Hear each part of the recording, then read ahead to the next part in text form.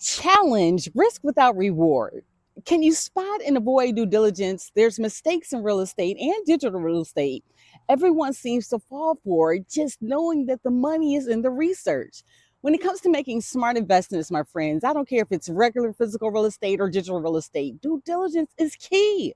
It's the process of verifying the facts, the figures, and the potential behind each and every deal, making sure that's a profitable investment and a costly lack of a mistake. People underestimate the importance of due diligence, thinking it's just a formality or a way to cover your bases. But trust me, it is literally much more than that. It's the secret to making informed decisions and avoiding costly errors that can haunt you for years to come and make that investment not so much a great investment. One of the most common mistakes most people make during due diligence process is failing to verify the claims. Even building a community with digital real estate and letting people know about information, you still need to make sure your eyes, one, two, lay on the actual property's condition, the rent, and making sure that all the financials are going to make sense for your end game. This can lead to some nasty surprises if you don't, down the line, if you don't take care of these things. Now, another mistake people make is not doing their own inspections. I don't care. There's Google Maps, there's online realtor.com, all the different searches or what have you. But investors get caught up in the excitement of a deal, looking at the price like, yay, and skip over the process of doing an inspection. Doesn't matter if you can't go on the inside, sometimes even just driving by yourself just to find out if the property has serious issues that may not have been addressed in that beautiful picture that's provided online. This can be a costly mistake, especially if you're buying a property that needs major repairs that you didn't even see coming. Some investors also fail to review like the logistics of the contract and seeing that the bottom number really isn't the bottom number. Getting caught up in negotiations and failing to read the fine print. I don't care if it's an auction or if you're actually trying to go through the mortgage process. You find out later that some term or something is unfavorable, and then it's a huge mistake which becomes costly, which leads to more money, and you're not being at the winning side of taking advantage of a situation. So again, when you're looking at physical real estate and digital real estate, some investors don't even do their own financial analysis, like seeing the potential of what rehab costs. In 2024, costs have gone up. So relying just on another person's numbers, you still want to go through the process yourself. And then if you don't do it yourself, have a team, right? This can make sure that mistakes can literally stop relying on just generating cash flow in your mindset and not really allocating for everything that's going to be needed.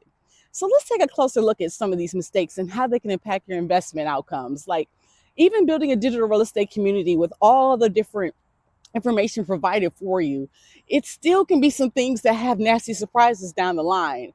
Investors, they buy properties and then turn out to have major structural issues or had flood damage or things about structures that are patched up with white wall or it's a number of problems I've heard of along the way. Now, even when you do your own inspections, which I really, really encourage if you have the opportunity to do so, this sometimes can still have human error. So again, just understanding that anytime you're buying a property, there's risk involved, needing either any type of repairs and you finding out the assessments and being able to understand how much these tens of thousands of dollars can actually lead to. Yes, going to like an Angie's List or going to, these online people that can actually fix things, at the bottom line, you're still taking a risk. Just understand that that's the game you're into in regards to, at the end of the day, generating some type of cash flow.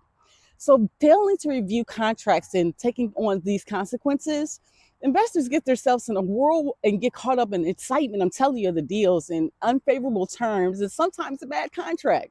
This can be a huge mistake, especially if you're dealing with someone that you don't know what you're dealing with, because again, that's the whole kicker with the risk that you want to take advantage of.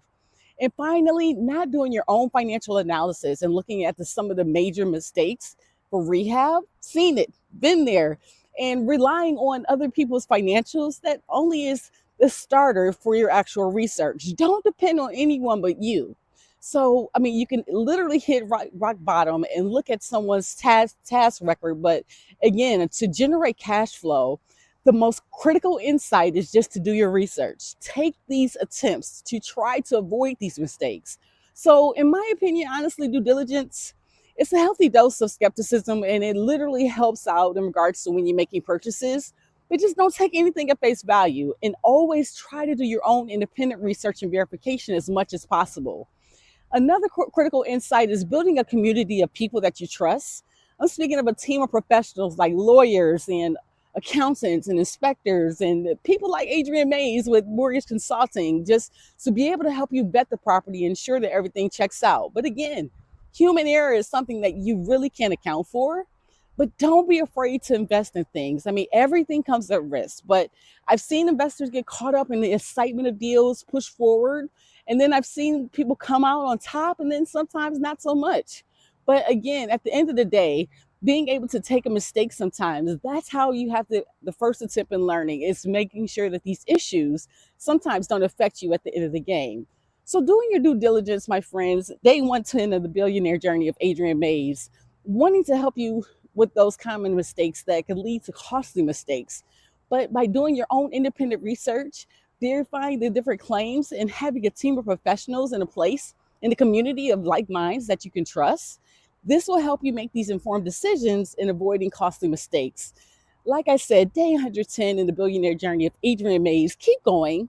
If you had any experiences with due diligence in the past, be sure to leave a comment below. Try to help someone else out in the community.